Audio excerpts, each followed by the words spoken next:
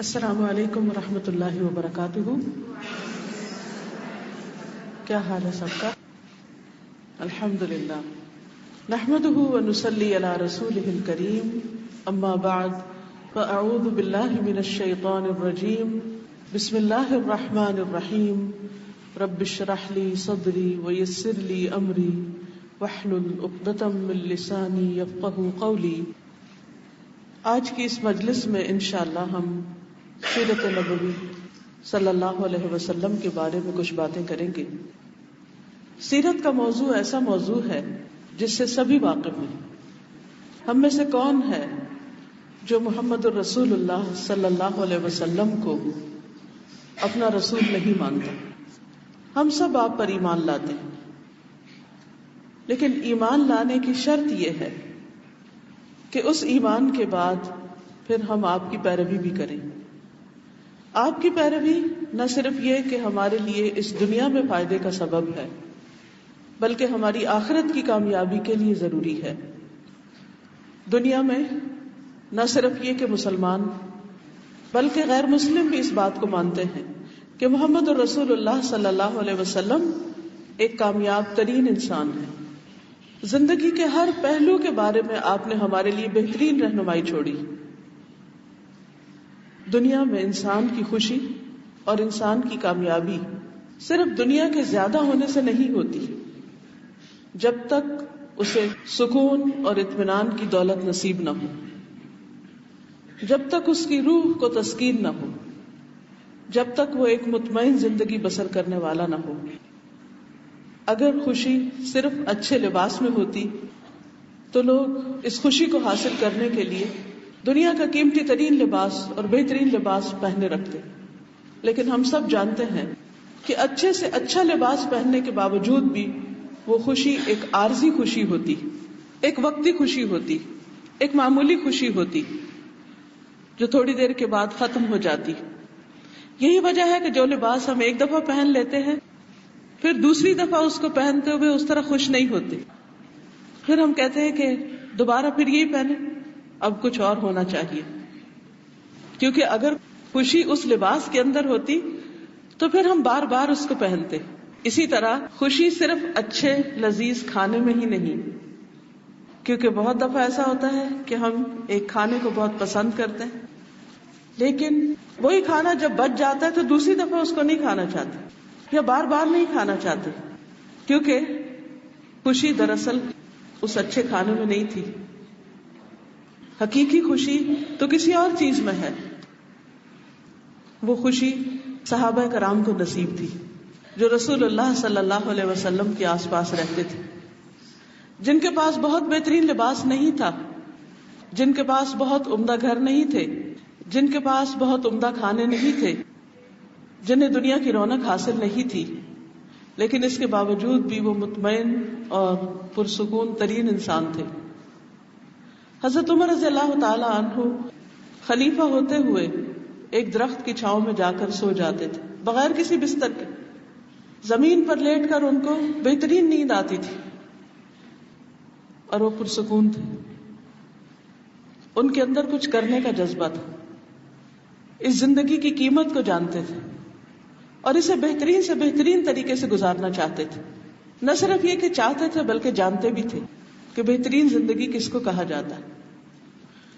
وہ دور جاہلیت کی زندگی کو بہترین نہیں سمجھتے تھے، وہ دور اسلام کی زندگی کو بہترین سمجھتے تھے، جس میں ان کے بہترین رول ماڈل رسول اکرم صلی اللہ علیہ وسلم تھے. حقیقت یہ ہے کہ آپ کی قدر و قیمت وہی جانتا ہے جو آپ کو پہچانتا ہے، اور آپ کو فالو وہی کرتا ہے، آپ کی پیروی وہی کرتا ہے. آپ کو اپنا اسوہ حسنہ اور اپنا نمونہ وہی مانتا ہے جو واقعی یہ یقین رکھتا ہے کہ اسی کی پیروی میں میرے لیے بہترین کامیابی ہے. ہم سب رسول اللہ صلی اللہ علیہ وسلم سے محبت کرتے ہیں، لیکن محبت کا حق ادا نہیں کرتے، محبت کا تقاضا پورا نہیں کرتے. اس لیے بہت ضروری ہے کہ ہم بار بار آپ کا تذکرہ کرتے رہیں، آپ کی عادات، آپ کے اخلاق، آپ کے معاملات، آپ کے معمولات، اس کا ذکر کرتے رہیں اور ان میں سے ایک ایک موتی چنتے رہیں اور اپنے اوپر ٹانکتے رہیں، تاکہ ایک دن ہمیں بھی وہ خوشی اور وہ سکون اور وہ راحت نصیب ہو جو صحابہ کرام کو نصیب ہوئی تھی، جو ان کے پیروکاروں کو نصیب ہوئی تھی۔ حقیقت یہ ہے کہ انسان جب دنیا سے رخصت ہوتا ہے اور وہ قبر میں پہنچتا ہے تو اس سے جب سوال کیے جاتے ہیں تو ان سوالوں میں بھی ایک اہم ترین سوال یہ ہے کہ من نبیوں کا، تمہارا نبی کون تھا؟ کچھ لوگ ایسے ہوں گے جو کہیں گے کہ ہاں لوگ کہتے تھے تو میں بھی کہہ دیتا تھا کہ محمد صلی اللہ علیہ وسلم اللہ کے نبی اور اس کے رسول، کیونکہ میں ان کو خود نہیں جانتا۔ لیکن مومن چونکہ آپ پر ایمان رکھتا ہے، آپ کی پیروی کرتا ہے، آپ سے محبت کرتا ہے، آپ کو خوب جانتا ہے، آپ کے ایک ایک طریقے کو جانتا ہے، اس لیے اس کو یہ جواب دینے میں کچھ مشکل نہ ہوگی۔ اسی طرح قیامت کے دن بھی جب حوض کوثر پر آپ کی امت وارد ہوگی تو کچھ لوگ ایسے ہوں گے جن کو آپ سے ہٹا دیا جائے گا، پیچھے کر دیا جائے گا، دھکیل دیا جائے گا۔ آپ فرمائیں گے کہ یہ میری امت میں سے، تو آپ کو بتایا جائے گا کہ آپ نہیں جانتے کہ آپ کے بعد انہوں نے دین میں کون کون سے نئے طریقے ایجاد کر لیے۔ تو دو طرح کے لوگ ہیں، کچھ ایسے ہیں کہ جو آپ کو پوری طرح جانتے ہی نہیں، پہچانتے ہی نہیں، آپ کے طریقے پر عمل ہی نہیں کرتے، اور کچھ ایسے ہیں کہ جو اس سے آگے بڑھ کر اپنی طرف سے کچھ چیزیں دین میں شامل کیے ہوئے اور خود کو محمد صلی اللہ علیہ وسلم کا امتی کہتے ہیں۔ تو اس لیے بہت ضروری ہے کہ اس افراط اور تفریط کے درمیان ایک صحیح راستہ اختیار کیا جائے جو واقعی صحیح مستند روایات پر مبنی ہو اور آپ کے طریقہ زندگی کو پوری طرح نمایاں کرتا ہو۔ رسول اللہ صلی اللہ علیہ وسلم کی زندگی میں جہاں آپ کی عبادات ہمارے لیے رہنمائی کا کام دیتی ہیں کہ کس طرح اللہ کا بہترین بندہ بننے کی ضرورت ہے، مثال کے طور پر آپ صلی اللہ علیہ وسلم رات کو دیر تک طویل قیام کیا کرتے تھے، آپ کے قدم مبارک سوج جاتے تھے، صحابہ آپ سے کہتے کہ آپ کے تو اگلے پچھلے گناہ معاف کر دیے گئے، پھر آپ کیوں اتنا لمبا قیام کرتے؟ تو آپ فرماتے کہ افلا اکون عبدا شکورا، کیا میں اللہ کا شکر گزار بندہ نہ بنوں؟ شکر گزاری کا طریقہ رسول اللہ صلی اللہ علیہ وسلم نے سکھایا، خوبصورت ترین عبادت کر کے، بہترین عبادت کر کے، طویل قیام، طویل رکوع اور طویل سجدوں کی شکل میں۔ آپ سے بڑھ کر کوئی دعائیں کرنے والا نہیں تھا، دعا عبادت ہے۔ آپ کی عبادت کا ایک بہترین حصہ، خوبصورت ترین حصہ دعاؤں کی کثرت، صبح سے لے کر رات تک مختلف وقتوں میں بہترین دعائیں، کیونکہ دعا بندگی کا اظہار ہے، اللہ سبحانہ وتعالیٰ کے سامنے عاجزی اور انکساری کا اظہار ہے۔ یہ ساری چیزیں جہاں آپ کی عبادات کو نمایاں کرتی۔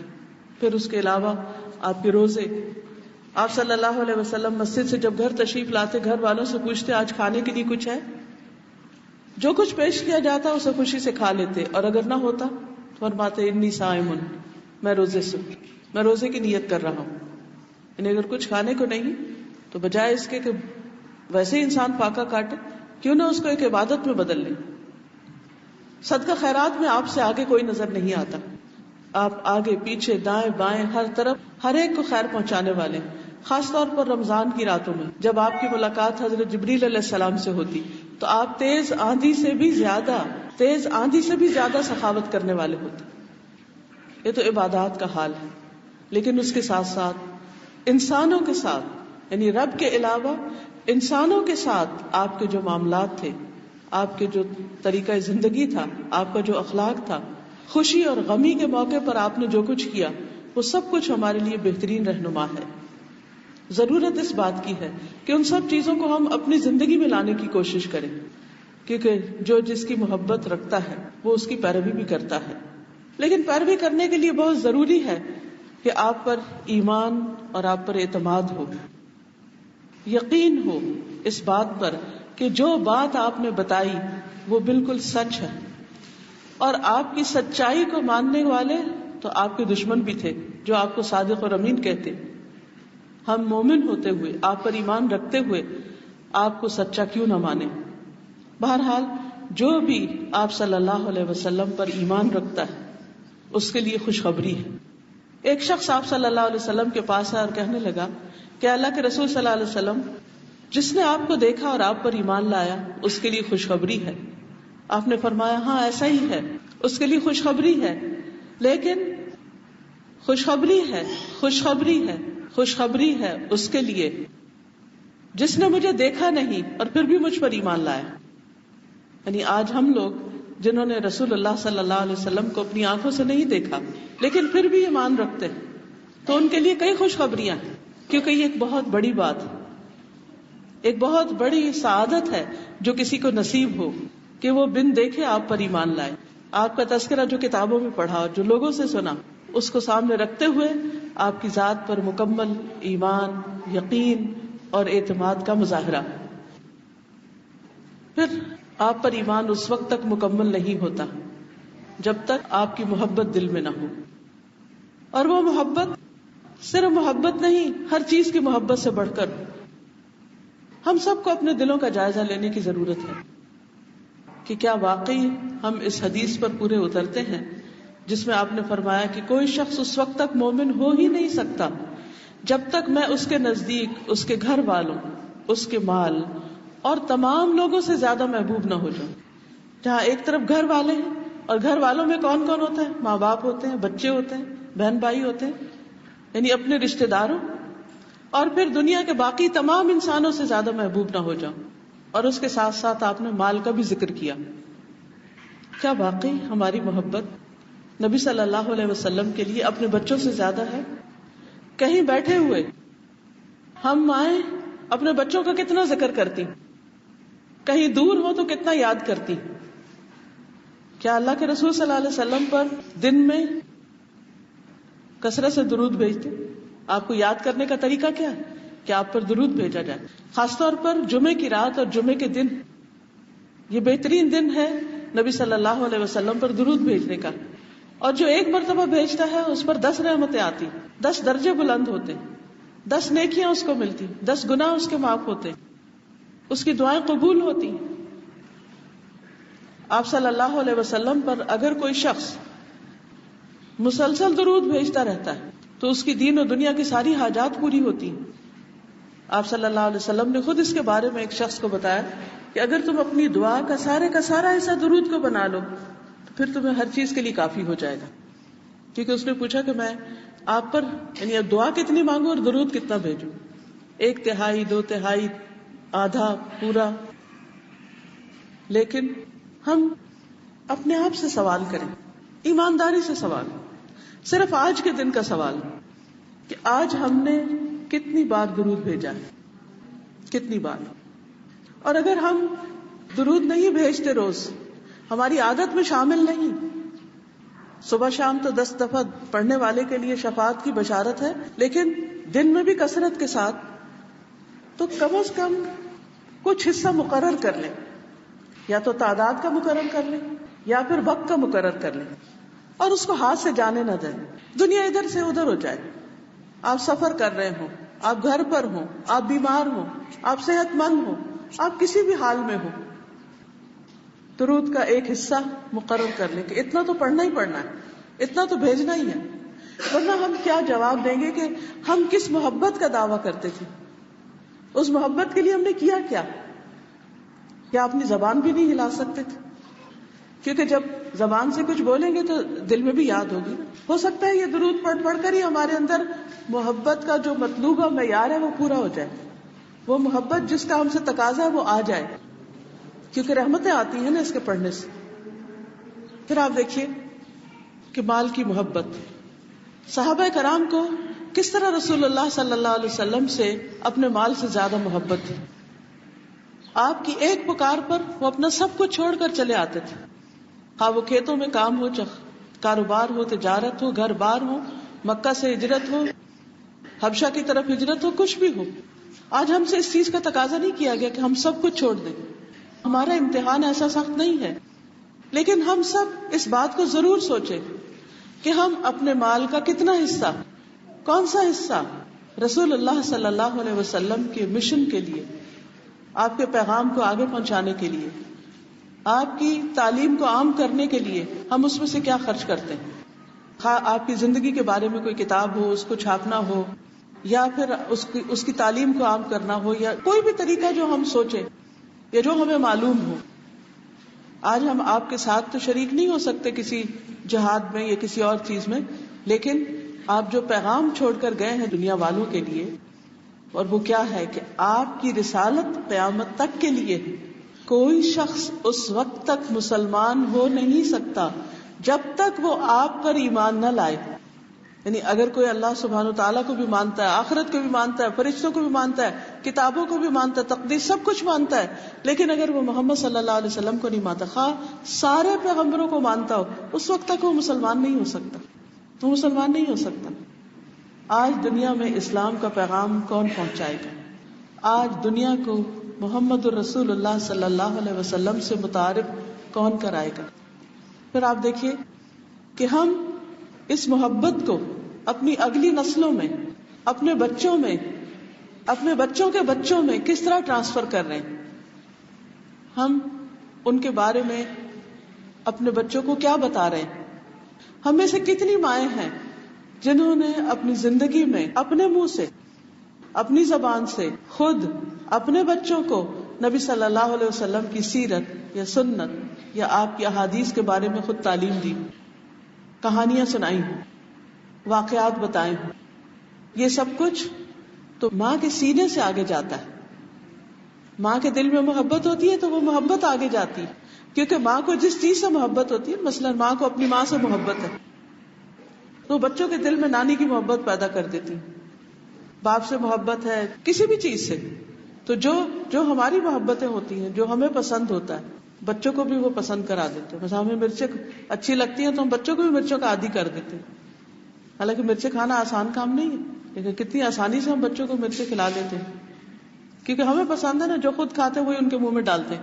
تو جیسے کھانا ان کے منہ میں وہ ڈالتے ہیں جو اپنے منہ سے بعض اوقات خود کم کھاتے ہیں ان کو کھلاتے ہیں، تو ایسے ہی دین کی محبت، محمد صلی اللہ علیہ وسلم کی محبت، ان کے طریقوں کی محبت، ان کی سنت کی محبت، یہ سب کچھ ہمیں اپنے بچوں کے اندر پیدا کرنا ہے. اور اس کے لیے بھی آپ کو پلاننگ کرنی کہ کیسے، کیا کروں، کیسے کروں. اور اس کے لیے آپ کے پاس کتابیں ہونی چاہیے، ان کو پڑھیں، سیرت پر لیکچر سنیں. اور ہر روز بچوں کو، اگر چھوٹے بچے ہیں خاص طور پر، تو رات کو سلاتے وقت پاس لٹا کر یا پاس بٹھا کر یا کسی بھی طرح، جیسے بچے بعض کا اریٹیٹ ہو رہے ہوتے، تھکے ہوتے، ان کو کمفرٹ دینے کے لیے آپ صلی اللہ علیہ وسلم کی زندگی کے واقعات خوبصورت شکل میں بنا کر ان کو پیش کریں. پھر سوالوں کی شکل میں، مثلاً آپ نے ان کو بتایا کہ دائیں ہاتھ سے کھاتے ہیں، دائیں ہاتھ سے کھاتے ہیں، بیٹھ کے کھاتے ہیں. آپ دیکھ رہے ہیں کہ بچے نہیں کھاتے، بچے کچھ اور سیکھ کر آ رہے ہیں، وہ سنت کے اپوزٹ جا رہے ہیں. اب ان چیزوں کی اصلاح تو ماں نہیں کرنی ہے، اسی کو سکھانا ہے، اسی نے بتانا ہے. پھر اگر وہ نہیں کر رہے تو آپ ان سے پوچھ سکتے ہیں یہ طریقہ اچھا ہے کہ محمد صلی اللہ علیہ وسلم کا طریقہ اچھا ہے، کون سا طریقہ زیادہ اچھا ہے، کس طریقے میں ثواب، کس طریقے میں بہتری. پھر مزید پڑھیں، کیونکہ نبی صلی اللہ علیہ وسلم کی جتنی سنتیں ہیں ان پر بہت ریسرچ بھی ہوئی، اس کے سائنٹیفک فائدے بھی بتائے گئے. مثال کے طور پر ایک چھوٹی سی سنت ہے جیسے بستر جھاڑنا، رات کو بستر جھاڑ کے سونا. تو اس کے بارے میں آتا ہے کہ انسان جب رات سوتا ہے تو جو ڈیڈ سیلز ہوتے ہیں وہ بستر پر رہ جاتے ہیں، وہ کسی چیز سے نہیں اترتے جب تک ان کو پٹک کے جھاڑا نہ جائے. بعض کو ہم کہتے ہیں نا وہ تو شاید نبی صلی اللہ علیہ وسلم تو ایسی جگہ تھے جہاں مٹی، گرد و غبار بہت ہوتا تھا، شاید اس لیے بستر جھاڑتے تھے. اور ہمارے گھر تو ڈبل گلیز ونڈوز ہیں، کوئی ڈسٹ کہیں سے نہیں آتی، تو ہمیں جھاڑنے کی کیا ضرورت ہے؟ نہیں، ہمیں بھی جھاڑنے کی ضرورت ہے. ہم تو اس لیے کریں گے کہ نبی صلی اللہ علیہ وسلم کی سنت ہے. لیکن اس سنت کے پیچھے بڑی حکمت بھی، ہر سنت کے پیچھے جس پر بھی آپ غور کریں، ان سنتوں کے فائدے بھی بتائیں تاکہ بچپن سے ہی بچے جو ہیں وہ ایک کامیاب زندگی بسر کریں. پھر آپ دیکھیں کہ جس سے محبت ہوتی ہے انسان خود بخود اس کے پیچھے جاتا ہے، اس کے پیچھے پیچھے چلتا ہے اور اس جیسے کام کرنا چاہتا ہے. اور پھر اس کا فائدہ بھی ہے. اللہ سبحانہ وتعالیٰ فرماتے ہیں قل ان کنتم تحبون اللہ فاتبعونی یحببکم اللہ ویغفر لکم ذنوبکم، کہہ دیجئے اگر تم اللہ سے محبت کرتے ہو تو میری اتباع کرو، میری پیروی کرو، میرے فٹ سٹیپس پر چلو. فائدہ کیا ہوگا؟ یعنی محمد صلی اللہ علیہ وسلم کی پیروی کا فائدہ کیا ہوگا؟ اچھے اخلاق اور آداب تو آئیں گے ہی، لیکن ان اچھے اخلاق اور آداب کی وجہ سے اللہ سبحانہ وتعالیٰ ایسے بندوں سے محبت کرے گا. مثلا بچوں کی تربیت میں ہی آپ دیکھیے کہ آپ اس کو زبردستی نہ کریں کہ چھوڑو چمچ اس ہاتھ سے، اس پکڑو پکڑو پکڑو، جبر نہیں کریں. آپ ان کو بہت پیار سے اچھے طریقے سے سمجھا سکتے ہیں کہ اگر آپ اس ہاتھ سے کھانا کھائیں گے تو اللہ تعالیٰ آپ سے محبت کرے گا، کیونکہ آپ محمد صلی اللہ علیہ وسلم کی پیروی کر رہے ہیں. اور پھر ہمیں خود بھی کر کے دکھانا ہے. یہ تو نہیں ہو سکتا کہ ہم بچوں کو کر کے بتاتے رہیں کہ ایسا کرو خود نہ کریں. تو چھوٹی چھوٹی چیزوں میں اور کیا فائدہ ہوگا؟ وَيَغْفِرْ لَكُمْ ذُنُوبَكُمْ، تمہارے گناہوں کو معاف کر دے گا، تمہارے گناہ بخش دے گا. ہم سب چاہتے ہیں کہ ہمارے گناہ بخشے جائیں. ہم میں سے کوئی بھی نہیں چاہتا کہ ہماری غلطیوں پر ہمیں سزا ملے، لیکن اس کا طریقہ صرف یہ نہیں ہے کہ ہم استغفر اللہ کریں تو گناہ بخشے جائیں گے. اس کے لیے ہمیں پریکٹیکلی بھی کچھ کرنا پڑے گا. یعنی گناہوں کی بخشش کیسے ہو؟ اس کا ایک بہترین طریقہ یہی ہے کہ محمد صلی اللہ علیہ وسلم کے طریقے کی پیروی کرو، گناہ بخشے جائیں گے.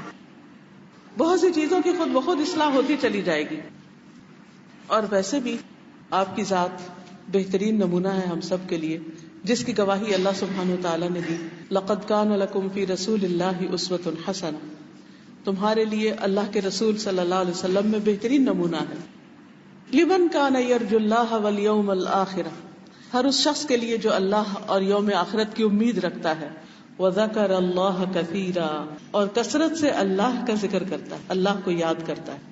یعنی گویا جو اللہ تعالیٰ سے محبت کرتا ہے، اللہ کا ذکر کرتا ہے، وہ اللہ تعالیٰ کو راضی کرنا چاہتا ہے، اللہ تعالیٰ کو خوش کرنا چاہتا ہے. پھر وہ اس شخصیت کی طرح بننا چاہتا ہے جس سے اللہ تعالیٰ محبت رکھتا ہے. اور وہ کون ہے؟ محمد الرسول اللہ صلی اللہ علیہ وسلم. اور اس لیے بھی کہ آپ کا اخلاق اور کردار سب سے بہترین اخلاق اور کردار تھا، اس سے بہترین کوئی اور ہو نہیں سکتا. نہ صرف یہ کہ اخلاق اور کردار، بلکہ آپ کی شخصیت، آپ کا خاندان، آپ کا قبیلہ، آپ کا گھرانہ، آپ کا شہر، ہر اعتبار سے آپ بہترین ہیں. ایک دفعہ آپ صلی اللہ علیہ وسلم ممبر پر تشریف لائے تو آپ نے فرمایا، میں محمد بن عبداللہ بن عبد المطلب ہوں. اللہ نے مخلوقات کو پیدا کیا اور مجھے ان میں سے سب سے بہتر مخلوق میں رکھا. پھر مخلوق کو 2 گروہوں میں تقسیم کیا تو مجھے ان میں سے بہترین گروہ میں رکھا. پھر اللہ نے قبائل کو پیدا کیا تو مجھے ان میں سے بہترین قبیلے میں رکھا. پھر اللہ نے گھر بنائے یعنی خاندان بنائے تو اللہ تعالیٰ نے مجھے ان میں سے سب سے بہترین گھرانے میں رکھا. اس لیے میں رہائش کے اعتبار سے بھی تم میں سب سے بہترین ہوں، ذات کے اعتبار سے بھی بہترین ہوں.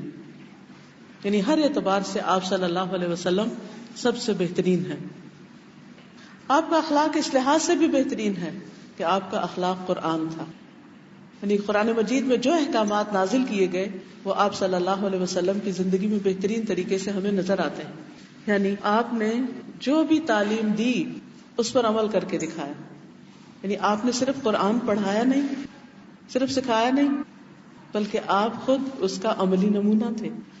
یہ 2 چیزیں الگ الگ نہیں تھی.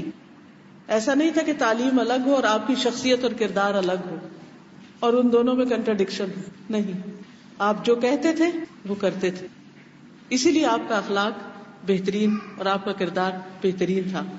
آپ کے اچھے اخلاق اور اچھے کردار کی خوبیاں پچھلی کتابوں میں بھی ملتی. تورات میں آپ صلی اللہ علیہ وسلم کے بارے میں جو آیات ملتی ہیں اس میں آتا ہے، اللہ تعالیٰ فرماتے ہیں کہ آپ میرے بندے اور میرے رسول ہیں.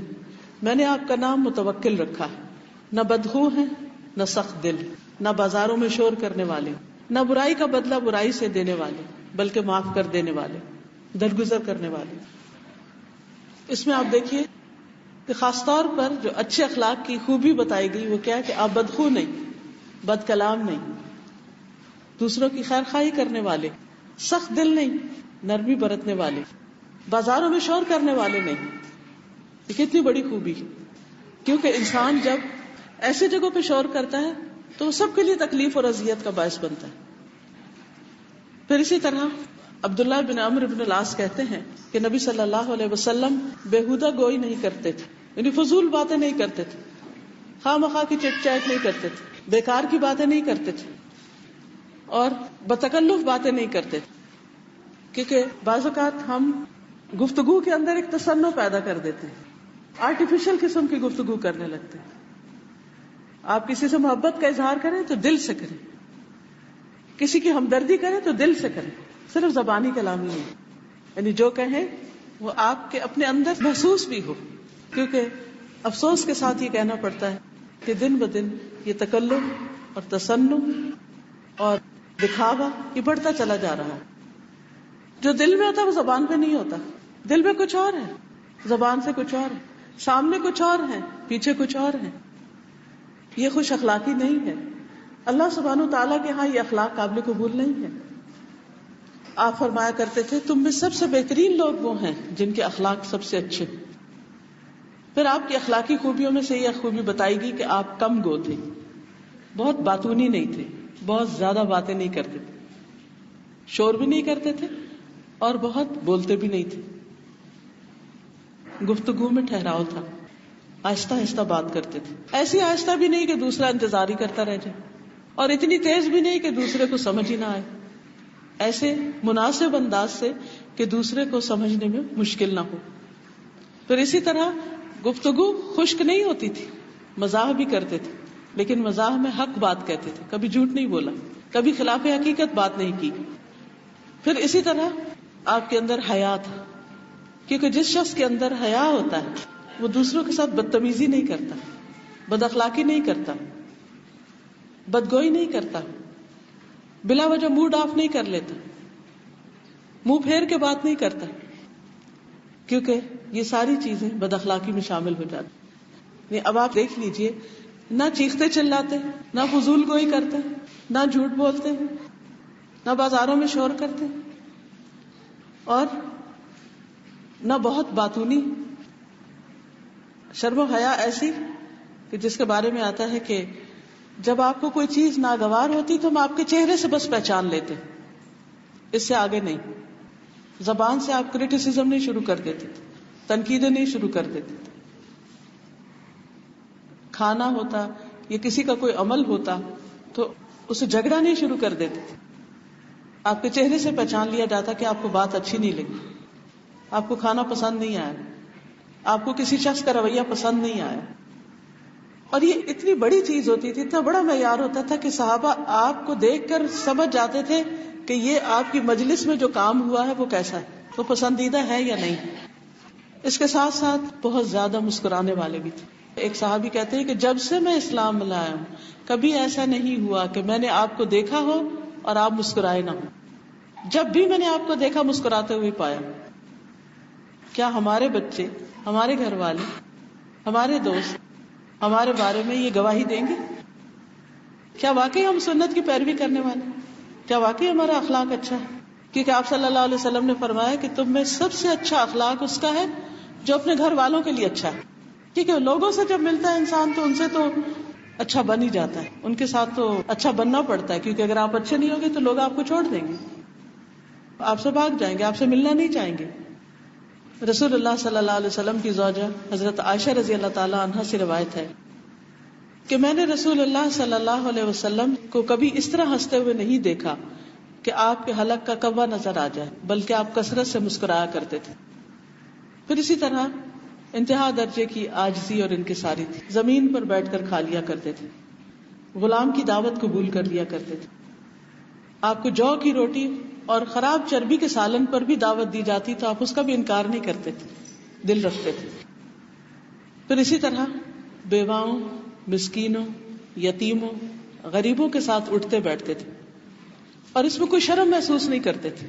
آج آپ دیکھیے کہ اگر کوئی رشتہ دار غریب ہو تو لوگ اس کو رشتہ دار ماننے کو تیار نہیں ہوتے، تو آؤٹ کاسٹ کر دیتے، پبلک میں اس کے ساتھ بات نہیں کرتے کہ کسی کو پتہ نہ چلے کہ یہ اس کی ماں ہے یا اس کا کوئی رشتہ ہے اس کے ساتھ. لیکن نبی صلی اللہ علیہ وسلم غریبوں کے ساتھ اٹھنا بیٹھنا پسند کرتے تھے. گدھے پر سوار ہو جاتے. اس زمانے میں بھی گھوڑے کی سواری ایک پریسٹیجیس سواری ہوتی، لیکن معمولی سواری بھی کر لیتے. اپنا جوتا سلائی کر لیتے، قمیص کو خود پیوند لگا لیتے. اور آپ فرماتے جس نے میری سنت سے اعراض کیا وہ مجھ سے نہیں. آپ تو ایک مرد تھے، کیا ہم خواتین بھی آج یہ کام کرتی یا یہ کام کرنے آتے کہ اگر بٹن ٹوٹ جائے تو لگا لے, اگر کپڑا کہیں سے ادھڑ جائے تو سی لے؟ بہت سے لوگوں کا طریقہ ہی ہے, ادھر جائے, کٹ لگ جائے, کچھ ہو جائے, بس اٹھا کے پھینکتے جاؤ, اب یہ نہیں پہننا, اب یہ نہیں پہننا. اب دیکھیے کہ آج ہم مائیں ہوتے ہوئے ہم میں سے کتنی ماؤں نے اپنے بچوں کو یہ کام سکھایا, یا اگر کام نہیں سکھایا تو کم از کم اس کی عظمت ان کے دل میں ڈالی کہ یہ معمولی کام نہیں ہے, اپنا کام کرنا کوئی بری بات نہیں ہے, کوئی عیب نہیں ہے, کوئی شرمندگی کی بات نہیں ہے, اس سے انسان نیچا نہیں ہوتا.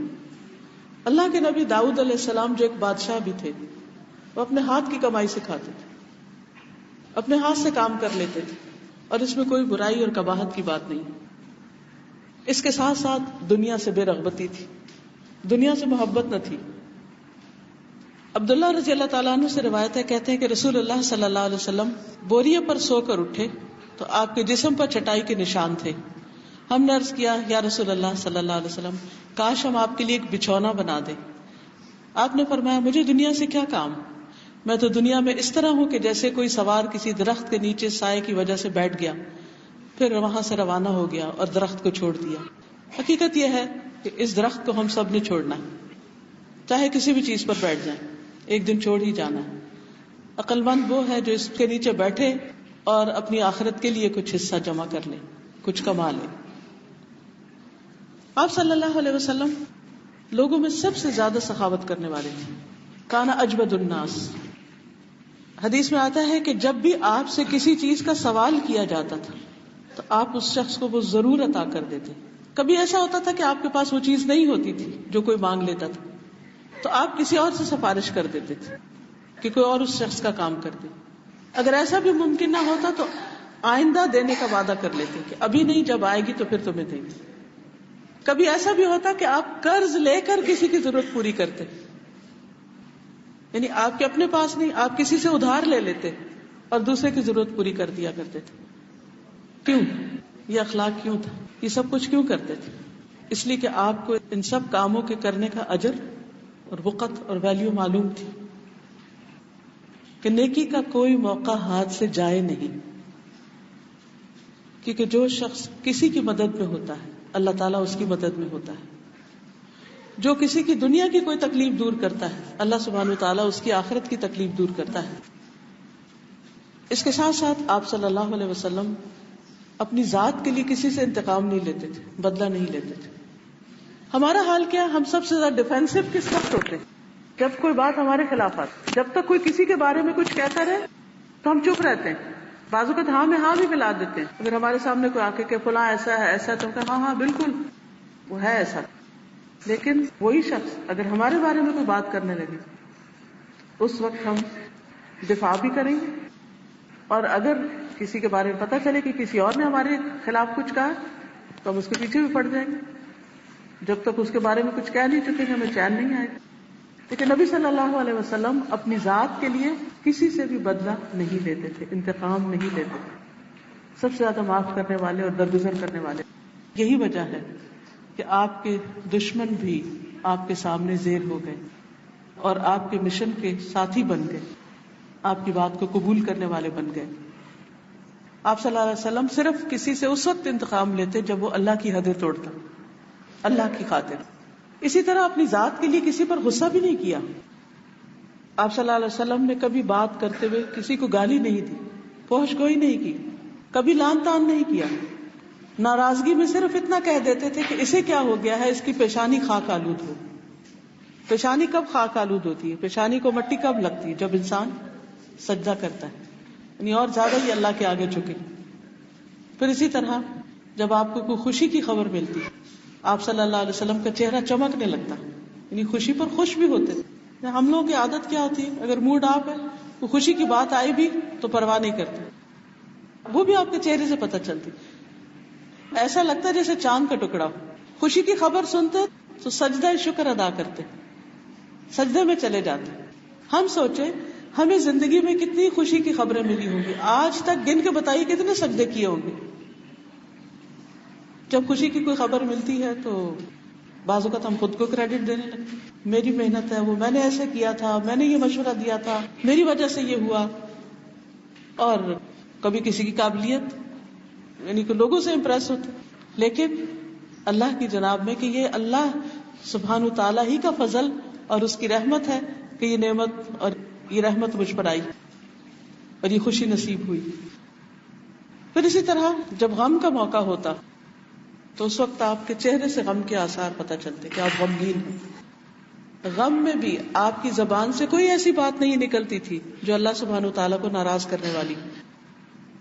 ہم اپنے غموں کو دیکھیں، اگر ہمیں کوئی چیز ناگوار ہو، کوئی چیز دکھی کرے، کوئی چیز پریشان کرے تو ہمارا رویہ کیا ہوتا ہے؟ کبھی ہم بندوں کے ساتھ شکوہ کرنے لگتے ہیں، کبھی اللہ سبحانہ تعالیٰ کے ساتھ کرنے لگتے ہیں کہ وائی می، میرے ساتھ ہی کیوں ایسا ہوا. آپ کے بیٹے ابراہیم علیہ السلام کی جب وفات ہو رہی تھی تو آپ کی آنکھوں سے آنسو جاری تھے. صحابہ دیکھ کر بڑے حیران ہوئے کہ اللہ کے رسول صلی اللہ علیہ وسلم آپ بھی روتے ہیں. ظاہر آپ بہت بہادر تھے اور بہت صبر کرنے والے، بہت شکر کرنے والے، اللہ کی رضا پہ راضی رہنے والے، تو یہ کیا ہوا، آپ رو کیوں رہے؟ ایک انیوژل سی بات تھی. تو آپ صلی اللہ علیہ وسلم نے فرمایا دل غمگین ہے، آنکھیں آنسو بہاتی ہیں، لیکن ہماری زبان سے وہی نکلے گا جو ہمارے رب کو پسند ہوگا. اللہ کی مرضی کے خلاف کوئی بات ہم نہیں کریں گے، حق کے خلاف کوئی بات نہیں کریں گے. یعنی غم کے موقع پر کسی کی وفات ہو جائے عزیز قریب پیارے کی تو انسان رو سکتا ہے، رونا منع نہیں ہے، لیکن روتے ہوئے منہ سے بولے کچھ نہ، بین نہ کرے، نوحہ نہ کرے، گریبان نہ پھاڑے، بال نہ نوچے، ٹکرے نہ مارے، حال دعائی نہ کرے، شور شرابہ اور ہنگامہ نہ کرے، توڑ پھوڑ نہ کرے، کوئی غیر مہذب حرکت نہ کرے. نبی صلی اللہ علیہ وسلم کا اخلاق اپنے گھر والوں کے لیے سب سے بہترین تھا. صحابہ کو اس بارے میں جستجو ہوتی تھی کہ ہم یہ معلوم کریں کہ آپ اپنے گھر والوں کے ساتھ کیسے رہتے ہیں، کیا کرتے ہیں اندر. ابو عبداللہ الجدری کہتے ہیں کہ میں نے عائشہ رضی اللہ تعالی عنہا سے پوچھا کہ رسول اللہ صلی اللہ علیہ وسلم کا اپنے گھر والوں کے ساتھ اخلاق کیسا تھا. تو انہوں نے کہا نبی صلی اللہ علیہ وسلم تمام لوگوں میں سب سے زیادہ اچھے اخلاق والے تھے. بےہودہ گو، بتکلف بےہودہ گوئی کرنے والے، بازاروں میں شور مچانے والے نہ تھے. برائی کا بدلہ برائی سے نہیں بلکہ اچھائی سے دیتے، معاف کر دیتے، درگزر کرتے، اپنے گھر والوں سے محبت کرتے تھے. آپ دیکھیے کہ ایک تو قدرتی محبت ہمیں ہوتی ہے اپنے خون کے رشتوں سے، ماں باپ سے، بچوں سے، شوہر سے، شوہر کو بیوی سے. اللہ نے محبتیں دل میں ڈالی ہیں اور یہ محبتیں ہیں، لیکن ہماری ناراضگیاں بھی انہی سے سب سے زیادہ ہوتی. حتیٰ کہ اگر اپنے بچے سے بھی کوئی ایسی بات ہو جائے جو ہماری مرضی کے خلاف ہو تو ہم اس کو بھی معاف نہیں کرتے. ماں باپ اگر ہماری مرضی کے خلاف کوئی بات کر لیں تو ہم ان کو معاف نہیں کرتے. شوہر بیوی کے اختلافات تو چلتے ہی رہتے ہیں. لیکن اللہ کے رسول صلی اللہ علیہ وسلم کا گھرانہ ایک بہترین گھرانہ تھا جس میں محبتیں تھیں. گھروں کی خوشیاں آپس کی محبتوں کی وجہ سے ہوتی، اور محبت کے لیے ضروری نہیں ہوتا کہ کسی شخص سے کوئی غلطی نہ ہو، کوئی شخص ہماری مرضی کے خلاف کوئی کام نہ کرے. آپ دیکھیے کہ جس سے آپ کو کوئی تعلق نہیں، وہ جو بھی کرے آپ کو پرواہ نہیں ہوتی، لیکن جس سے آپ کو محبت ہوتی ہے اس کی چھوٹی سی بات بھی آپ کو بری لگتی ہے. پھر ایسی صورت میں محبتوں کو برقرار رکھنے کے لیے درگزر اور معاف کر دینا بہت ضروری ہوتا ہے. ایک دوسرے کو معاف کرتے رہنا، ایک دفعہ نہیں، 2 دفعہ نہیں، 70 بار. ایک شخص نے آپ صلی اللہ علیہ وسلم سے پوچھا کہ میں اپنے خادم کو، اپنے غلام کو دن میں کتنی دفعہ معاف کروں؟ آپ نے فرمایا 70 بار.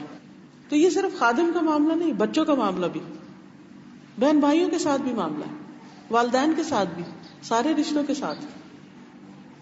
آپ صلی اللہ علیہ وسلم سے کسی نے پوچھا آپ کو سب سے زیادہ محبت کس سے؟ آپ نے فرمایا عائشہ سے. سب کے سامنے اس کا اظہار کیا، اقرار کیا. پھر پوچھا گیا اس کے بعد مردوں میں سے کس سے؟ فرمایا عائشہ کے باپ سے.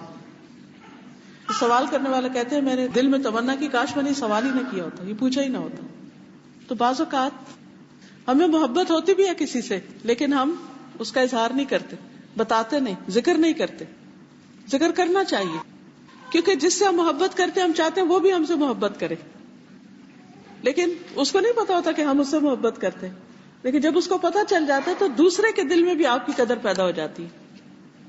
حضرت عائشہ رضی اللہ تعالیٰ عنہا جہاں سے پانی پیتی آپ وہیں سے پانی پیتے، جہاں سے گوشت کھاتی آپ صلی اللہ علیہ وسلم وہیں سے گوشت کھاتے. آپ فرماتے اے عائشہ اگر تم مجھ سے پہلے فوت ہو گئی تو میں تمہیں اپنے ہاتھ سے غسل دوں گا، اپنے ہاتھ سے کفن پہناؤں گا. یعنی محبت صرف زندگی میں نہیں، مرنے کے بعد بھی. حضرت خدیجہ رضی اللہ تعالیٰ عنہا سے کتنی محبت تھی آپ کو کہ کبھی ان کی بہن کی آواز سنتے تو آپ کو ایک دم حضرت خدیجہ یاد آ جاتی. حالات جو تھی حضرت خدیجہ کی بہن وہ کبھی آپ کی ملاقات کے لیے آتی ہیں، آپ کے گھر تشریف لاتی. اسی طرح جب آپ کوئی بکری ذبح کرتے یا کوئی چیز بانٹتے تو آپ حضرت خدیجہ کی دوستوں کے گھر بھی بھیجتے. یہ تھی آپ کی محبت. تو محبتیں وہ ہوتی ہیں جو صرف زندگی میں نہ ہو، مرنے کے بعد بھی ہو. اور یہ گہری محبتیں وہی کر سکتا ہے جو درگزر کرنا جانتا ہو. محبت برقرار رکھنے کے لیے دوسروں کو معاف کرنا ضروری ہوتا ہے. پھر دوسروں کی تکلیف کا، ان کی ضرورت کا خیال رکھنا، ان کے کام آنا.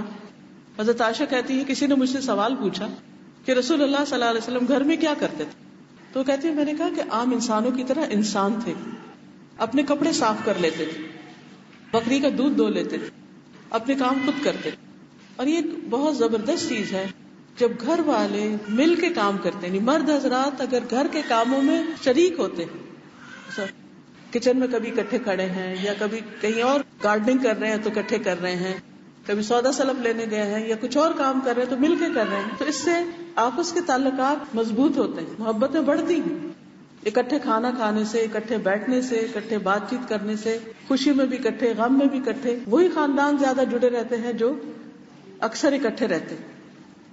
تو نبی صلی اللہ علیہ وسلم یہ نہیں کہ آپ گھر میں آتے اور کہیں الگ بیٹھ جاتے اور گھر والے کہیں کام کرتے رہتے. آپ کی ایک نہیں 9 بیویاں تھیں اور آپ ساری ازواج کو ہر روز ایک گھر میں لے کر بیٹھتے تھے جہاں آپ کی باری ہوتی تھی. ان کو تعلیم دیتے، ان کے ساتھ مل جل کر بات چیت کرتے، اکٹھے کھانا کھاتے. ان سنتوں کو بھی زندہ کرنے کی ضرورت ہے. اور اگر کر رہے ہیں، ہم آلریڈی کر رہے ہیں، تو اس کو ایک روٹین یا ایک عادت یا ایک بس کام سمجھ کے نہ کریں، ایک سنت سمجھ کے کریں.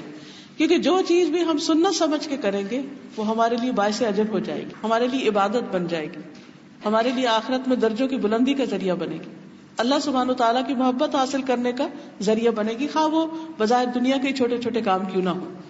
اس کام کے اندر ایک خوشی بھی پیدا ہو جائے گی. پھر اسی طرح گھر میں جب آپ کو کھانا پیش کیا جاتا تو کھانے میں عیب نہیں نکالتے تھے، پسند آتا کھا لیتے، نہیں پسند آتا خاموشی اختیار کرتے. پھر اسی طرح جو کچھ آپ کو دیا جاتا اس میں راضی ہو جاتے تھے، طرح طرح کی فرمائشیں اور مطالبے نہیں کرتے، گھر والوں کو پریشان نہیں کیا کرتے تھے. آج کے مرد حضرات ان کا طریقہ کیا ہے؟ بعض اوقات اگر بیوی سے کھانا ٹھیک نہیں پکا یا وقت پر نہیں پکا یا صحیح طریقے پر پیش نہیں کیا تو اس پر ایسی ایسی لڑائیاں، جھگڑے، حتیٰ کہ طلاقوں تک نوبت آ جاتی. کیا یہ نبی صلی اللہ علیہ وسلم کی سنت ہے؟ ان باتوں پر گھر میں جھگڑے پیدا کر دینا اور ان باتوں پر ایک دوسرے کے ساتھ زیادتی کرنا، یہ وہی کر سکتا ہے جس کے دل میں خدا کا خوف نہ.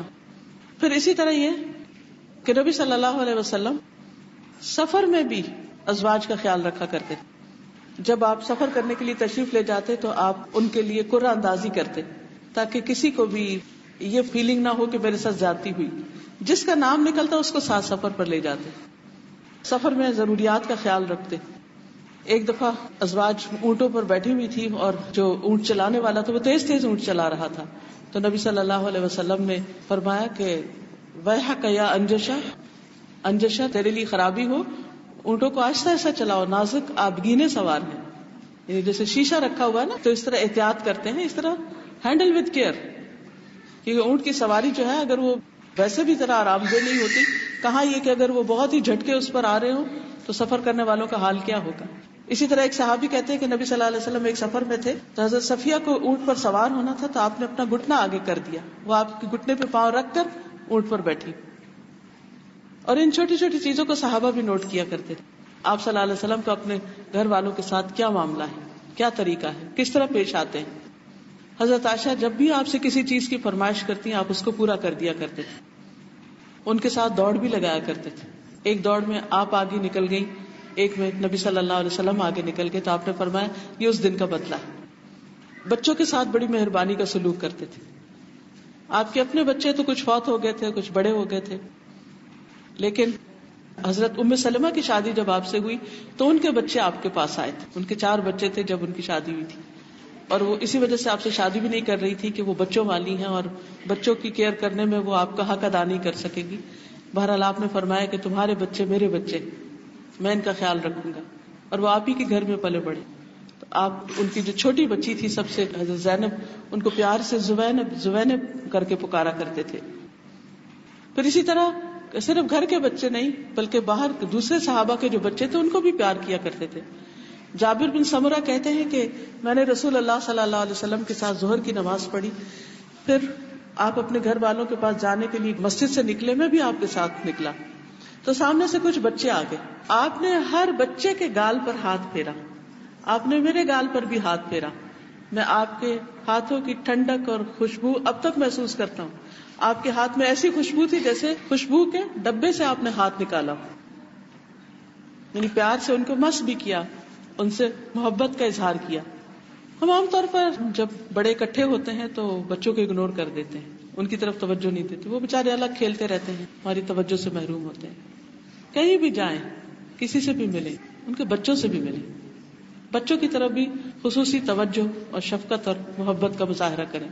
آپ بچوں کو کندھوں پر بھی چڑھا لیا کرتے تھے. خاص طور پر آپ کی نواسی امامہ جو تھی ان کے بارے میں آتا ہے کہ آپ نماز پڑھا رہے ہوتے تھے اور بعض اوقات وہ آپ کے کندھے پر ہوتی، جب رکوع اور سجدے میں جاتے تو اتار کر کھڑا کر دیتے. حضرت حسن حسین کے بارے میں تو سب نے پڑھ رکھا ہے کہ آپ جب سجدے کے لیے زمین پر ہوتے تو وہ آپ کے اوپر چڑھ جاتے تھے، آپ کی سواری کرتے تھے، اور آپ اس وقت تک سر نہیں اٹھاتے تھے جب تک وہ خود پیچھے سے اٹھ نہیں جاتے تھے کہ کہیں اٹھنے میں ان کو چوٹ نہ لگے.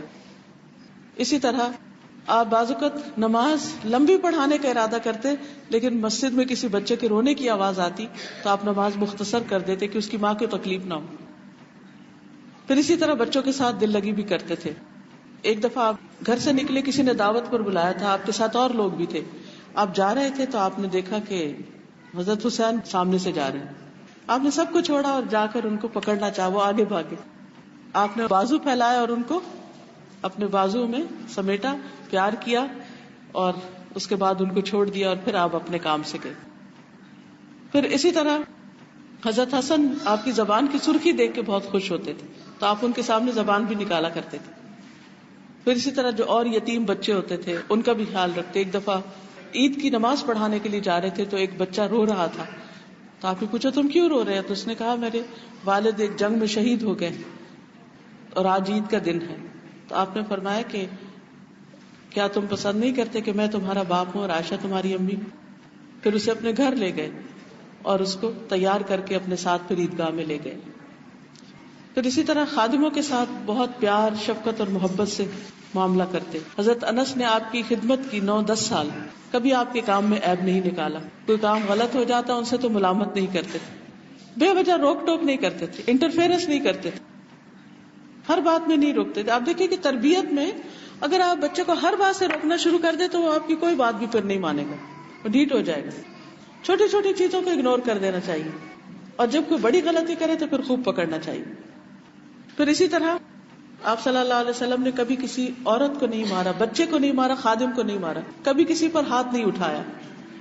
ان سے پوچھتے تھے کہ تمہاری کوئی ضرورت تو نہیں؟ آج ہم میں سے کتنے لوگ اپنے خادموں سے یہ پوچھے کہ تمہاری کوئی ضرورت تو نہیں؟ حضرت ربیعہ بن کعب الاسلمی جو تھے وہ آپ کو وضو کروایا کرتے تھے. ایک دفعہ آپ کو وضو کروا رہے تھے تو آپ نے پوچھا مانگو، کچھ مانگتے ہو تم دیے جاؤ گے. انہوں نے کہا میں جنت میں آپ کا ساتھ چاہتا ہوں. آپ نے پوچھا تمہارے دل میں یہ خیال کیسے آیا؟ کیونکہ آپ کا تو مطلب یہ تھا کہ دنیا کی کوئی ضرورت کی چیز مانگی، لیکن انہوں نے کیا کیا؟ وہ چیز مانگی جو واقعی مانگنے کی تھی، کہ جنت میں آپ کی کمپنی چاہیے. ظاہر ہے کہ آپ کا مقام اور آپ کا درجہ اور آپ کو ملنے والا جو سب کچھ تھا وہ معمولی تو نہیں تھا. یعنی دوسرے لفظوں میں اس شخص نے جنت میں درجوں کی بلندی مانگی. خادم ہے لیکن آپ دیکھیے سوچ کیسے کام کرتی. دنیا میں نہیں اٹک کے رہ گئے، آخرت کی سوچی کہ یہاں تو کچھ بھی مانگا، کچھ بھی مل گیا، سب ختم ہو جائے گا، اور جو وہاں کا ہوگا وہ ہمیشہ ہمیشہ کے لیے ہوگا. تو آپ نے فرمایا پھر سجدوں کی کثرت سے میری مدد کرو. آپ اپنے ساتھیوں کا بھی خیال رکھتے، ان سے ملاقات کے لیے جاتے، انصار کے گھروں میں جاتے، ان کے بچوں کو پیار کرتے، ان کے ساتھ بیٹھ کے کھانا کھاتے، ان کے بیماروں کی عیادت کرتے، ان کے جنازے پڑھتے، ان کی مدد کرتے، ان کی مجلسوں میں بیٹھ کر ان کی زندگی کے واقعات سنتے. وہ دور جاہلیت کے قصے سناتے تھے، آپ سنتے تھے، مسکراتے تھے. کبھی شعر و شاعری ہوتی، وہ بھی آپ ان سے سنتے، یعنی کہانیاں بھی سنتے، شعر بھی سنتے، ان کے معاملات بھی سنتے، ان کے جو گھروں کے پرسنل ایشوز ہوتے تھے وہ بھی سنتے اور ان کو بہترین حل بتایا کرتے تھے. ان کی اپنی جانوں سے زیادہ فکر کرتے. النبی اولا بالمؤمنین من انفسہم. کیا آج ہمارے اندر بھی ایسی خیر خواہی ہے کہ ہم اپنی جان سے بڑھ کر دوسرے کی فکر کریں؟ ایمان کا یہ معیار تو ہمیں پتا ہے کہ کوئی شخص اس وقت تک مومن نہیں ہو سکتا جب تک دوسرے کے لیے وہ پسند نہ کرے جو اپنے لیے کرتا ہے. لیکن نبی صلی اللہ علیہ وسلم صرف اس معیار پر نہیں تھے، اس سے بھی آگے تھے کہ کوئی شخص اپنے لیے کچھ بھی جو پسند کرتا ہو آپ اس سے بھی زیادہ اس کے لیے بہترین چیز چاہتے ہیں، ان کی جانوں سے بھی زیادہ بڑھ کر ان کے لیے مہربان. وَكَانَ بِالْمُؤْمِنِينَ رَءُوفًا رَحِيمًا. شفقت کرنے والے، مہربان، ان سے اچھے اخلاق کے ساتھ پیش آنے والے. خاص طور پر جو کمزور لوگ ہوتے تھے ان کی حاجتیں پوری کرنے میں لگے رہتے تھے. بعض اوقات آپ صرف اس لیے تجارت کرتے تھے کہ قریش کی جو بیوہ اور یتیم اور مسکین بچے ہیں ان کی مدد کر سکیں. آپ چلنے میں ان کی مدد کرتے، ان کو اپنی سواری پر بٹھاتے، ان کی ضروریات پوری کرتے. ایک دفعہ آپ صلی اللہ علیہ وسلم نماز کے لیے کھڑے ہوئے، اقامت ہو چکی تھی، تو اتنے میں ایک شخص آیا اور کہنے لگا اللہ کے رسول صلی اللہ علیہ وسلم میرا تھوڑا سا کام رہ گیا، اگر آپ میرے ساتھ ابھی کروا دیں ورنہ میں بھول جاؤں گا. اقامت ہو چکی ہے، آپ نے لوگوں کو وہیں کھڑا کیا اور جا کر اس کا کام پورا کر کے واپس آ کر نماز پڑھائی. لوگوں کے لیے آپ تک رسائی مشکل نہ تھی. آپ صلی اللہ علیہ وسلم لوگوں کے بیچ میں رہتے تھے. لوگوں کے بیچ میں کون رہ سکتا ہے جو ان کی تکلیف دہ باتوں کو اگنور کر سکے، ورنہ آپ سب کو چھوڑ کے ایک طرف ہو جائیں گے. تو آپ صلی اللہ علیہ وسلم جب کسی کی کوئی بات ناگوار لگتی، کوئی چیز اچھی محسوس نہ ہوتی تو آپ اس کا نام لے کے یا اس کو پن پوائنٹ کر کے اس کو نہیں منع کرتے تھے. آپ کہتے لوگوں کو کیا ہو گیا ہے کہ وہ ایسا اور ایسا کرتے، یعنی جنرل سینس میں بات کرتے تھے. پھر اسی طرح ان کے ساتھ احسان کرتے. ایک دفعہ جنگ حنین میں کسی شخص کا پاؤں آپ کے پاؤں پر آ گیا، آپ کو سخت تکلیف پہنچی، تو آپ کے ہاتھ میں کوڑا تھا، آپ نے اس کوڑے سے اس شخص کو پیچھے کر دیا. اس کے بعد سب لوگ اپنے اپنے کاموں میں لگ گئے. رات گزری، وہ شخص رات بھر پریشان رہا کہ میں نے نبی صلی اللہ علیہ وسلم کو تکلیف دی ہے، اور وہ اس قدر پریشان تھا کہ اب میں کیا کروں. اتنے میں صبح کے وقت کسی کی اسے آواز سنائی دی کہ کوئی اسے پکار رہا ہے. اس نے سوچا کہ اب تو میری شامت آئی، اب میری طلبی ہوئی ہے، پتہ نہیں میرے ساتھ کیا ہوتا ہے. لیکن جب وہ شخص نبی صلی اللہ علیہ وسلم کی خدمت میں پہنچا تو آپ صلی اللہ علیہ وسلم نے فرمایا کیا تم ہی ہو جس کا پاؤں میرے پاؤں پر آیا تھا؟ میرے ہاتھ سے تمہیں تکلیف پہنچی تھی کیونکہ آپ کا کوڑا لگ گیا تھا اس کو. یہ لو 80 گائے اس تکلیف کے بدلے جو مجھ سے تمہیں پہنچی، اس کو کمپنسیٹ کر رہے ہیں. اگر کبھی ہماری ذات سے کسی کو تکلیف پہنچے اور ہمیں بعد میں احساس ہو کہ ہم نے تکلیف پہنچائی ہے، کیا ہم نے بھی کسی احسان کے ساتھ اس تکلیف کو ختم کرنے کی کوشش کی؟ کیونکہ ان الحسنات یذھبن السیئات. اگر کسی کے حق میں ہم سے زیادتی ہو جاتی تو ہمارے لیے راستہ کھلا ہے. یہ نہیں کہ اس پر ختم کر دیا جائے، ایک بہترین طریقے سے اس کا اینڈ کیا جائے، اس کے ساتھ احسان کیا جائے، صبر و تحمل سے کام لیا جائے. ایک شخص آیا، اس نے زور سے آپ کے گلے کی چادر کھینچی، آپ کے گلے پر نشان پڑ گیا، ڈانٹا نہیں، کچھ نہیں کہا، اس کو دیکھ کے مسکرانے لگے. سکھانے کے لیے ہی کافی تھا، یہ تم نے کیا کیا. اس نے کہا آپ کے پاس جو مال ہے مجھے بھی اس میں سے کچھ دیجیے. تو آپ صلی اللہ علیہ وسلم نے حکم دیا کہ اس کو کچھ دیا جائے. یہ نہیں کہا کہ پہلے تمیز سیکھو پھر اس کے بعد لینے کے لیے آنا. وہ عرابی کا واقعہ تو سب نے پڑھا ہوگا، کس طرح اس نے مسجد میں پیشاب کر دیا. صحابہ پیچھے دوڑنے لگے تو آپ نے روک دیا اور خود پانی لے کے اس پر بہا دیا اور فرمایا مسجد عبادت کے لیے تھی، اللہ کا گھر ہے. اگر ہمارے سامنے کوئی ایسا کام کرتے تو ہم کیسے پیش آئیں؟ خاص طور پہ جو لوگ دین کا کام کرتے ہیں، اگر آرگنائز کر رہے ہوں، کوئی بچہ کچھ پھینک دے، کچھ گرا دے، بعض اوقات لوگ کھانا گرا دیتے ہیں، کچھ پانی گرا دیتے ہیں، ہمارے تبصرے کس طرح کے ہوتے ہیں؟ ہم کیا باتیں کرتے ہیں؟ کیا واقعی سنت پر عمل کرتے ہیں؟ پھر اسی طرح آپ صلی اللہ علیہ وسلم جانوروں کے ساتھ، پودوں کے ساتھ، پرندوں کے ساتھ، ہر ایک کے ساتھ شفقت اور نرمی کا برتاؤ کرتے تھے. نبی صلی اللہ علیہ وسلم کھجور کے تنے پر خطبہ دیا کرتے. تو ایک عورت نے آپ کے لیے لکڑی کا پراپر ممبر بنوا کر دیا. جب وہ ممبر مسجد میں پہنچا اور آپ جمعے کے خطبے کے لیے کھڑے ہوئے تو کھجور کے تنے سے رونے کی آواز آنے لگی، سسکیوں کی. آپ نے خطبہ چھوڑا اور اس تنے کے پاس گئے اور اس کو گلے سے لگا لیا. اور اس طرح لوریاں دے کر اس کو چپ کرا جیسے ماں روتے بچے کو چپ کراتی. اور جب تک اس کی آواز بند نہیں ہوئی آپ نے اس کو چھوڑا نہیں. وہ رو کیوں رہا تھا؟ آپ سے جدائی کی وجہ سے، کہ پہلے میرے اوپر اللہ کا ذکر ہوتا تھا اور اب آپ مجھے چھوڑ کر اس طرف چلے گئے.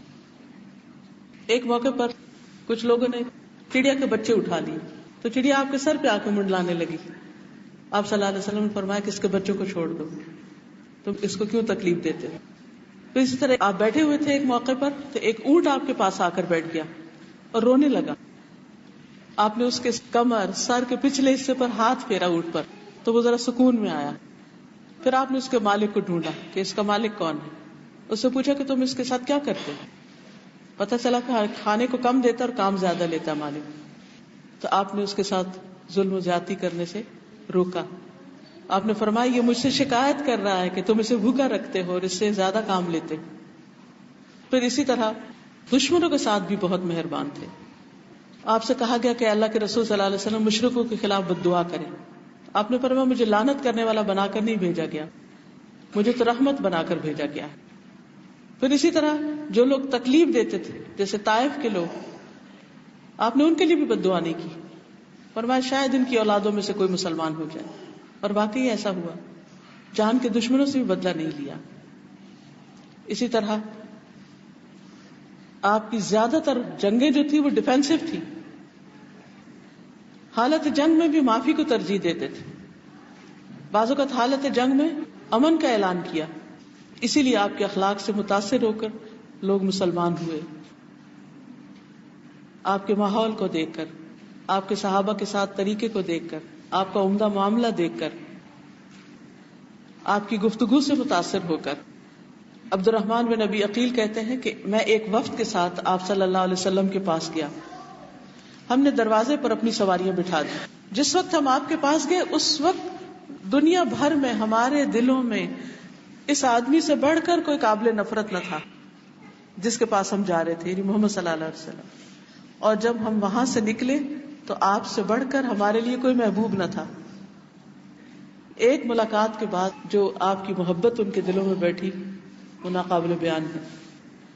ایک شخص آپ کے پاس آیا، اس نے کچھ مانگا، آپ نے اس کو عطا کر دیا اور اس کو اتنی بکریاں دی جو 2 پہاڑوں کے بیچ کی پوری وادی تھی وہ ساری کی ساری اس کو عنایت کر دی.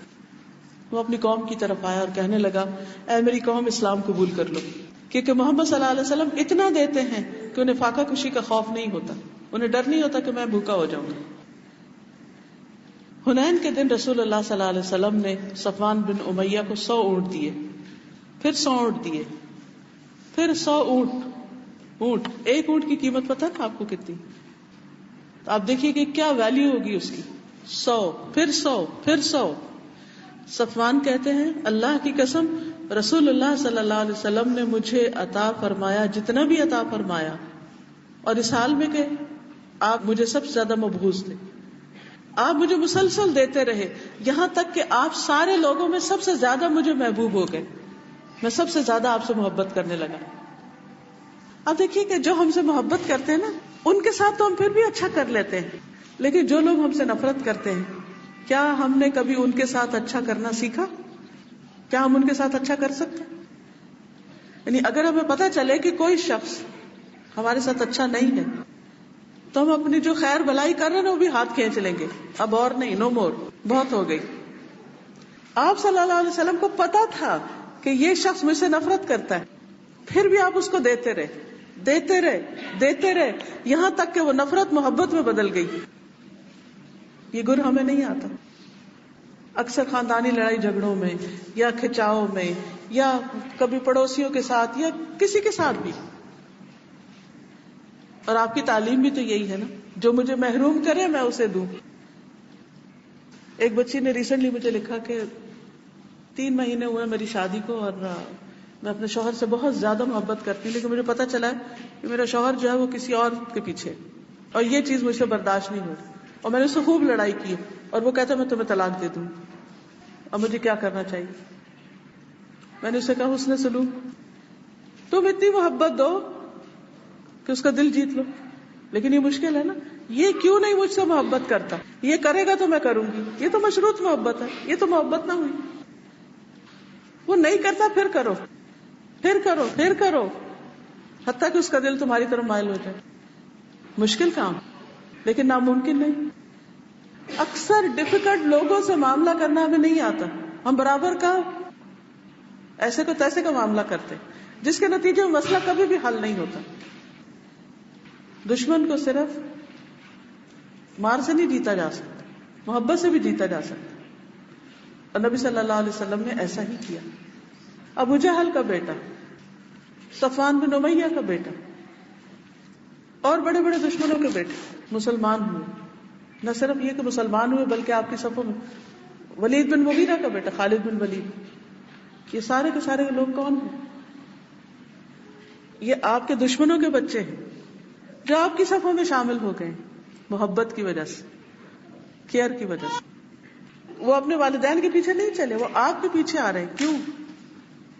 کیسے؟ آج ہمارے بچے ہماری بات نہیں مانتے. کسی اور کے، ہمارے دشمنوں کے تو کہاں ہماری بات مانیں گے اگر اپنے ہی نہیں مانتے. کیوں نہیں مانتے؟ کبھی سوچو تو. کیونکہ سب کے ساتھ حوصلے سے پیش آئیں گے، اپنے بچوں کے بعد حوصلہ چھوڑ دیں گے. ڈانٹ ڈپٹ، غصہ، فرسٹریشن، سب سے ملنے والی ذاتیوں، سب کی طرف سے آنے والی ذاتیوں کا سارا نچوڑنا، سارا اپنے بچوں کا. کیوں بھائی؟